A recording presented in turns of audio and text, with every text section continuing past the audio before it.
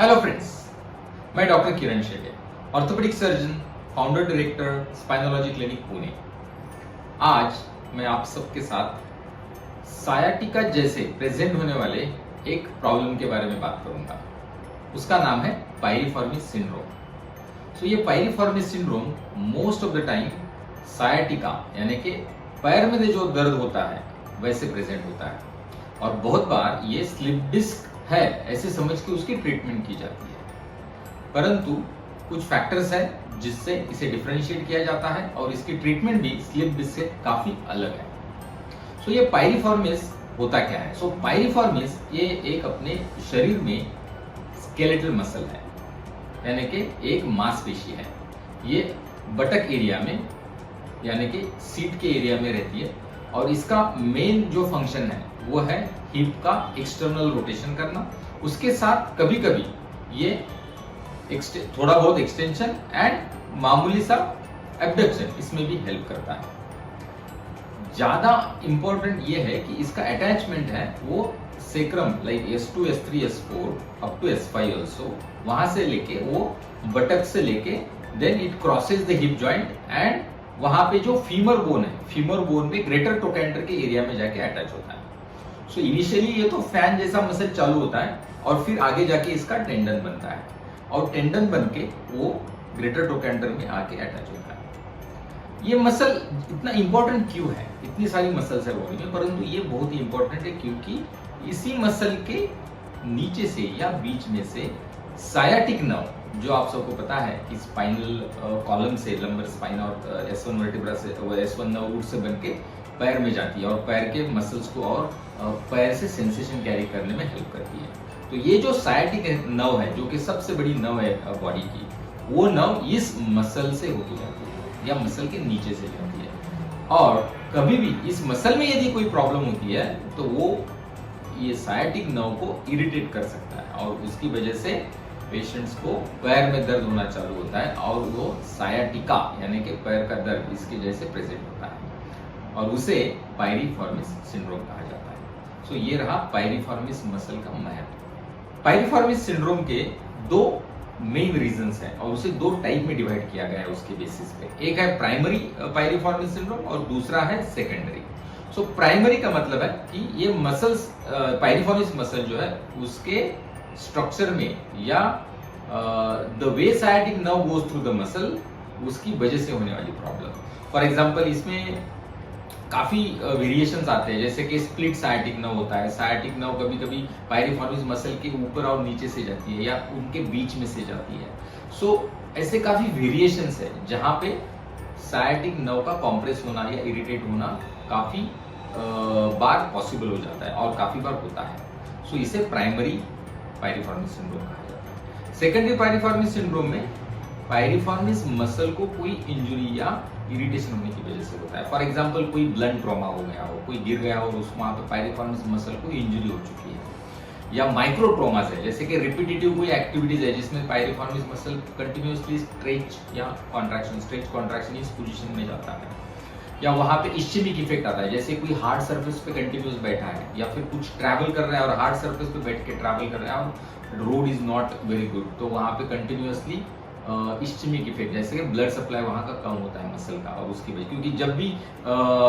आप बैठते हो तब बटक्स के वहां पे जहां बैठते हैं वहीं पे पायरिफॉर्मिस मसल आता है। इस तरीके से काफी सेकेंडरी रीजंस है, यानी कि और भी रीजंस है, जैसे आजू बाजू मसल्स के वेस्कुलर मालफॉर्मेशंस हो सकते हैं, कोई ट्यूमर है या मास इफेक्ट वहां पे पैदा हो सकता है। ऐसे काफी रीजंस है जिससे ये प्रॉब्लम हो सकती है, और यूजुअली ये स्पोर्ट्स पीपल या जो काफी रिपीटेटिव एक्टिविटीज करते हैं उनमें काफी कॉमन ये दिखाई देता है।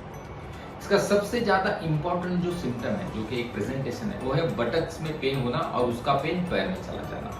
पेन के साथ साथ फिर नमनेस, टिंगलिंग ये भी हो सकता है, और इसी के साथ साथ बैक में भी पेन आना चालू होता है, क्योंकि जब बटक एरिया में पेन चालू होता है तो यूजुअली ये धीरे धीरे इसका इफेक्ट बाकी मसल्स में और स्ट्रक्चर्स में होता है।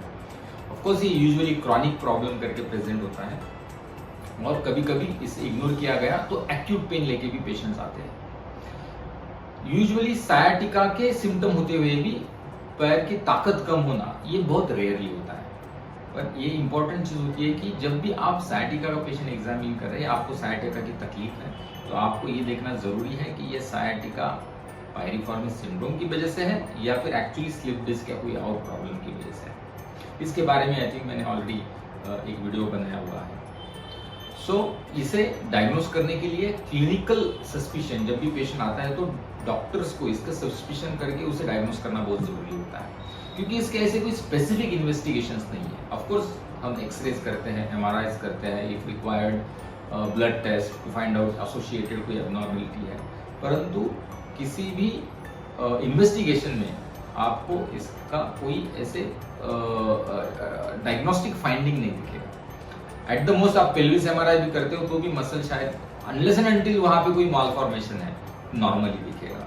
So clinical diagnosis is very important. Of course after diagnosis the treatment part comes, जहां पे सबसे इंपॉर्टेंट है उसे मसल को रिलैक्स करना, एंटी इंफ्लेमेटरी मेडिकेशन देके उसका इन्फ्लेमेशन कम करना, और उसी के साथ साथ उस मसल को रेस्ट देना। जैसे कि कोई भी एक्टिविटी जिसमें वो मसल इरिटेट होता है वो एक्टिविटी नहीं करनी है। फिजिकल थेरेपी यानी कि इलेक्ट्रोथेरेपी मोडालिटी जिसमें अल्ट्रासाउंड थेरेपीज है, आईएफटीज है, इनका भी काफी इंपॉर्टेंट रोल होता है। और फिजियोथेरेपी स्ट्रेचेस होते हैं। स्ट्रेचेस बहुत ही इंपॉर्टेंट है इसमें। आप घर पे भी ये स्ट्रेचेस कर सकते हो। स्पेशली आपने देखा होगा कि कुछ लोग जब काम करते हैं कंप्यूटर पे तो वो अपना एक एंकल है वो नी के ऊपर रख के बैठते हैं, उससे एक्चुअली वहां पे पायरिफॉर्मिस मसल का स्ट्रेच होता है और उनको अच्छा महसूस होता है। इसका मतलब है कि वहां पे पायरिफॉर्मिस की प्रॉब्लम चालू हो गई है।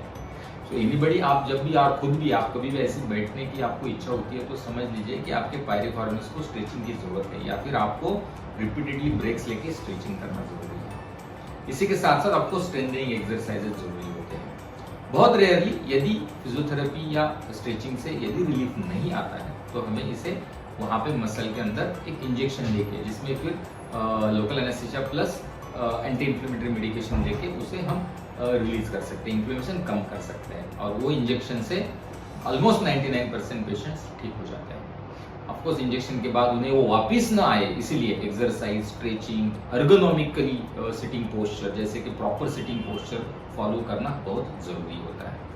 सो ये रहा पायरिफॉर्मिस सिंड्रोम, जो कि बहुत इंपॉर्टेंट है, क्योंकि ये स्लिप डिस्क या सायाटिका जैसे ट्रीट होता है, परंतु इसके रीजन बहुत अलग होते हैं। इम्पोर्टेंटली आप कोई भी एरिया जहाँ बैठते हो वहाँ पे मेक श्योर लॉन्ग आवर्स आप हार्ड सरफेस में ना बैठे। आप वॉलेट जो होता है वो बैक पॉकेट में रखना अवॉइड करिए, क्योंकि वहाँ पे भी नस दब सकती है। इनफैक्ट इसे कभी कभी वॉलेट सिंड्रोम या वॉलेट न्यूराइटिस भी बोला जाता है। सो प्रिवेंशन इज वेरी इंपॉर्टेंट। उसी के साथ साथ यदि आपको ऐसी कोई सिम्टम्स है तो उसकी तुरंत ट्रीटमेंट करना जरूरी है, बिफोर ये बढ़ के नर्व को इरिटेशन करके आगे कंटिन्यूस क्रॉनिक प्रॉब्लम हो जाती है। मैंने ऐसे आपको काफ़ी इंफॉर्मेशन दी है, फिर भी आपको इसके बारे में कोई भी सवाल हो तो आप हमें ज़रूर लिखिए, हम इसके आंसर देने की कोशिश करेंगे। So till then, stay healthy, stay happy and stay painful.